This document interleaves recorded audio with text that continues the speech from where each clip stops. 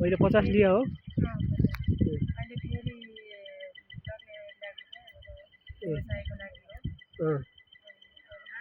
अनि 3000 रुपियाँ बिमा 2000 सेवा शुल्क दिइसक्नु भयो हैन अस्ति दिइसके। अनि उहाँलाई 1 लाख रुपियाँ ऋण दिँदाखेरि उहाँ किस्ता नियमित तिर्न सक्नुहुन्छ त? उहाँलाई 1 लाख रुपियाँ दिए किस्ता तिर्न सक्नुहुन्छ कि सक्नुहुँदैन? यदि उहाँले नतिरे भने समूह जमानी हुन्छ? उहाँलाई 1 लाख रुपियाँ मानौँ, उहाँलाई 1 लाख रुपियाँ ऋण दियौँ हैन। 1 लाख रुपियाँ दिएपछि महिनाको किस्ता तिर्नुपर्छ उहाँले हैन। अनि त्यो भएर 1 लाखको मजाले 6-7 हजार रुपियाँ महिनामा किस्ता आउँछ। तपाईले उहाँले किस्ता नदिनु भयो भने समूह बचत काटिन्छ भने।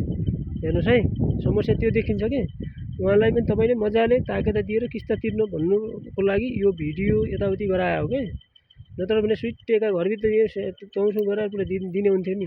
योले यस्तो भिडियो गरेको हो। उहाँलाई 1 लाख रुपियाँ किस्ता दिने हैन। अनि त्यही त उहाँलाई किस्ता हो, त्यहीले त फर्स्ट सबै तपाई समूहलाई जानकारी गराउन कारणै यही हो के हैन। त्यो भएर ल उहाँलाई 1 लाख रुपियाँ पारित गर्नुको लागि ताली हान्दिनुस् तपाई सबैले। उहाँलाई ताली उहाँलाई सहमत हुनुहुन्छ नि 1 लाख रुपियाँ?